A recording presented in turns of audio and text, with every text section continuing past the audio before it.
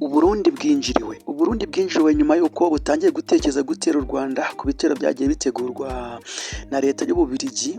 Uburundi noneho buri mu mazi abira, mbese buri ahantu habi cyane ku buryo abantu bose bamaze kwifata impungenge. Igisirikare cya leta y'Uburundi cyifashe impungenge, perezida nawe akomeje kugira ubwoba bwinshi cyane. Mu by'ukuri urebye ibiri kubera i Burundi ni ibintu biteye ubwoba ku buryo nta muntu n'umwe ushobora kuba yabyihanganira.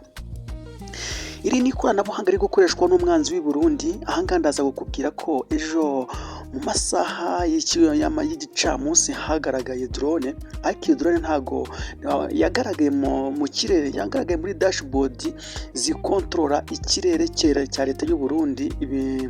Muri bya byogajuru cyangwa se muri rya koranabuhanga riri gukoreshwa hariya, riri gukoreshwa n'Ababiligi ndetse n'Abarusiya. Babonye ko hari indege yamaze kwinjira mu kirere cy'ubutumbuke hejuru cyane ku buryo ubwoba badashobora kuyikontorora cyangwa se ngo babashe kugera kuri access yayo cyangwa se babashe kuba bayigiraho ubushobozi. Babonaga ari drone iri hejuru cyane. Iyi drone rero ngo ni drone yaturutse mu burasirazuba bwa Repubulika Iharanira Demokarasi ya Kongo. Bakimara kuyibona, iyi drone ngo iri kumanura ibyerekeranye n'imirasire. Ni intwaro ngo iyi drone ngo ihetse intwaro yo bita laser.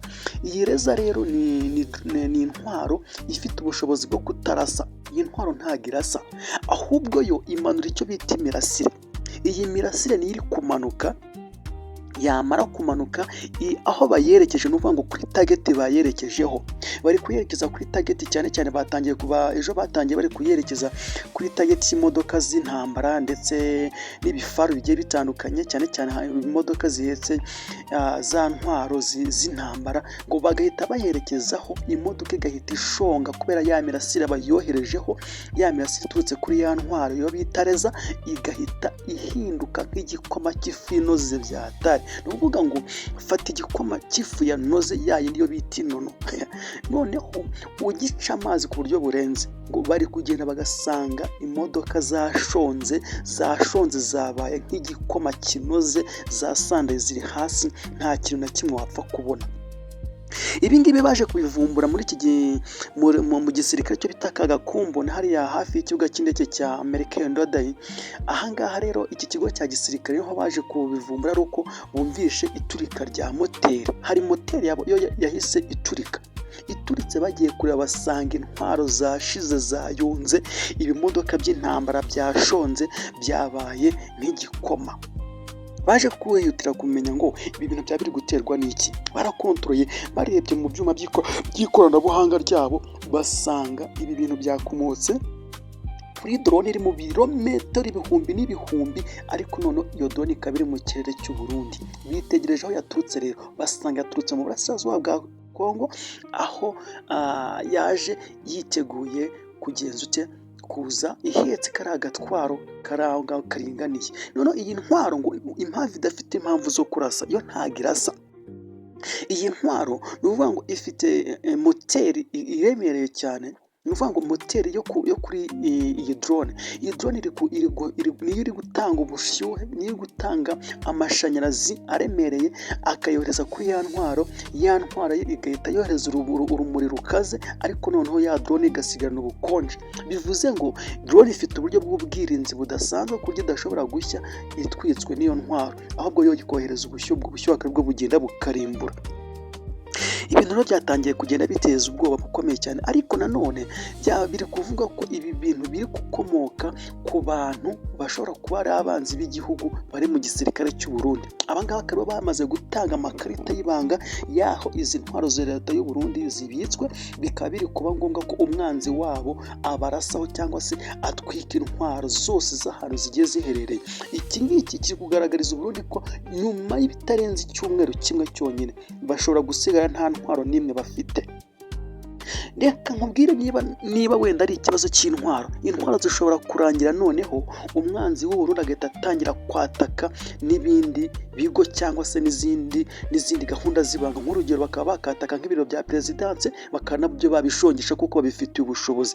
Bashobora kugenda bagashongesha nk'ikibuga cyose cy'indege, cya kibuga cya Melchior Ndadaye, bakaba bagishongesha kikarangira, kuko iyo ntwaro iri kumanura imirasire, kuko ikiri kubigezaho cyose iri guhita ihinduka, hari guhita hahinduka nk'umuyonga.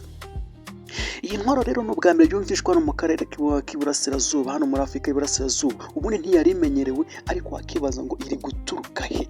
Kuki ibi bintu biri kuza nyuma y'uko Burundi bufashe decision cyangwa se bufashe umwanzuro wo kuba bwatera leta y'u Rwanda, ndetse bakagenda babicisha mu mbwirwaruhame bagiye batangaza. Ibi ngibi akaba ari byo bikomeje kugenda biteza ibibazo bikomeye. Ibintu byamaze gukara. Ibi ngibi biri kuba rero igihe Perezida wa Repubulika Paul Kagame aturutse hakurya muri Leta Zunze Ubumwe za Tanzania kwa Samia Suluhu Hassan. Nyuma y'uko aturutse Perezida wa Repubulika aturutse muri cya gihugu, hahise hongera herekezayo uwo bita William Ruto. Aba bagabo kuki bari kujya muri Tanzania cyane? Kuki bari kwizima muri Tanzania cyane? Ni ukuvuga ngo amaze kuvayo William Ruto ntago ari bo gusa, hahise hajyaho bita Museveni, Muzehe Museveni nawe yahise yerekeza mu gihugu cya Tanzania. Abo bose bagiye bagirana ibiganiro na Perezida wa Leta ya Tanzania, Leta Zunze Ubumwe za Tanzania, Samia Suluhu Hassan, bakagira ibyo baganira n'ibyo bagomba gushyira ku masezerano. Reka nkwibutse ko aba bagabo babiri, yaba William Ruto ndetse na Museveni, baje guhamagara General Neva. Baramubwira ati, wa mugabo, ibyo ugiye gukora bizagukora inshuro 1000. Ati utekereze kabiri nyuma y'uko utekereza gutera u Rwanda. Ibi bintu bashobora kuba barabimubwiye ntatekereze impamvu babimubwiye, ariko noneho wakibaza ngo niba Samia Suluhu Hassan ingabo ze ziri gukorana n'iz'u Burundi muri Repubulika na Demokarasi ya Kongo mu buryo bwo kurwanya M23, none akaba ari kwiyegereza ba bagabo bari kubwira umugenzi we ngo ntiwibeshye ngo uhirahire ngo utere u Rwanda. Ibi bintu byaba bigiye gucura iki? Ese ubwo nta bugambanyi bwaba burimo ku buryo mu minsi mike cyane cyangwa se mu masaha make turamara kumva uyu mugabo General Neva yamaze kwishyira mu kagozi atazigera avamo? Reka dukomeze dutegereze turebe, ariko ibi bintu biraza guteza ikibazo gikomeye cyane. Ibi andi makuru y'ibanga twamaze kugenda tumenya tuyakomoye hakurya mu Burundi, twaje kuvugana n'umuntu wari uriyo atumenyesha ko ibi bintu biri guteza ikibazo gikomeye cyane. Ari ikintu kivuga ngo umwanzi w'u Burundi ntago ashaka gutera akoresheje intwaro cyangwa se ashaka gutera akoresheje abasirikare ngo binjire ku butaka bw'u Burundi, ahubwo ngo Burundi bugomba gukubitirwa kure. Mbese ni nkaho umwanzi yaciye ikinyafu, ni nkaho yaciye urunyafu rurerure ku buryo gukubita kwitaje, akakubabaza udafite aho uhungira, akajya gukubita udafite aho uhungira, akagenda aguha ibinyafu, mbese akaguhana nk'umwana. Ni nk'umubyeyi uri guhana umwana akoresheje ikinyafu kirekire, nka bya binyafu abarimu bagendanaga mu ishuri, ugasanga umunyeshuri rwose yishe nko ku ntebe ya gatatu, mwarimu ari ku ntebe ya mbere, agahita amukubita ikinyafu cyo mu bitugu, umwana agasigara rwose ari kuribwa n'ikinyafu kimugezeho giturutse imbere ku ntebe ya mbere, kubera ko mwarimu yashatse urunyafu rurerure. Leta y'u Burundi nayo rero iri mu mazi abira, umwanzi wayo ari kugenda yikubitira ibinyafu kure cyane, nta atabasha kuba yamukontorora. None se wakibaza ngo niba leta y'u Burundi koko ishaka gutera u Rwanda cyangwa se igashaka gukomeza guhangana nayo mu 23, bakaba bari kuyikubitira kure batayegereye, irafata umwanzi ujya gushotora u Rwanda? Nta gihamya ifite cy'uko yagiye u Rwanda rwayishotoye. Ese irakomeza ihangane nayo mu 23 mu burasirazuba bwa Repubulika ya Demokarasi ya Kongo? Ibyo byo wenda ntabwo tubigarukaho, ntibyari bisanzwe. Igomba guhatana nabyo, igomba guhatana mpaka kugeza ku rwego ibyayo birangiye ntawamenya. Ariko noneho icyo nakubwira, u Burundi buri mu mazi abira, ntibufite ubushobozi bwo kuvuga ngo bugiye guhatana, bugiye gushotora u Rwanda, ngo bugiye kongera ingabo mu ntuze muri Repubulika ya Demokarasi ya Kongo, kandi n'ubundi n'iziri mu gihugu nazo zimerewe nabi. Ni ukuvuga ngo babuze icyo bakora.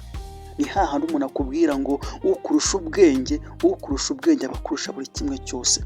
Bro, ubu ngubu ntago ijambo rikigezweho noneho muri politike, ntago ari rya jambo rivuga ngo akaruta kandi karakamira, ahubwo akarusha kandi ubwenge karakayobora.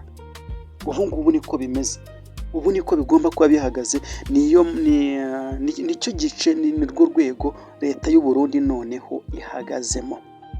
inshuti bakunzi rero, reka mbashimire ko mwamaze gukora subscribe. Nawe utarakora subscribe, ndakwinginze ngo ukore subscribe kugira ngo twibanire mu muryango mugari w'abatuba hafi kandi bakaduhora hafi. Reka mbashimire ko twabanye, Imana ikomeze kubaha umugisha, Imana ikomeze kubaha umugisha utagabanyije, kandi abakoze subscribe mukalayikinga, ni ukuri buriya iyo udufashije ugakora kuri like, ugakora kuri ako gakumwe ko hasi, ubu uvuze ngo aya makuru nagere ku bandi, YouTube ihita ivuga ngo iyi nkuru burya ni nziza, abantu bayikunze, reka tuyisangize abandi, na YouTube nayo ikayikoresha uburyo bwo kuyisangiza no kuyikwirakwiza ahantu henshi hashoboka. Niyo mpamvu iyo tubigusabye ukabidukorera, ni ukuri turishima, turagushima.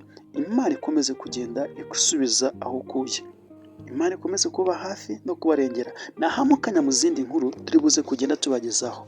Nge nari MC Matson ubagezaho ibi biganiro biryuje ubwenge n'ubumenyi, kandi bigenda bikwereka ikiri kujya mbere hirya no hino mu karere.